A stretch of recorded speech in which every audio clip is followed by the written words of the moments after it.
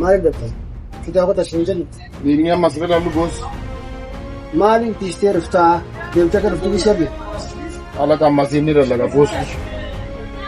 Waantota akka bakka isheen ergetti amma daftanii kan jiru. Ayyaa goos amma jennee fi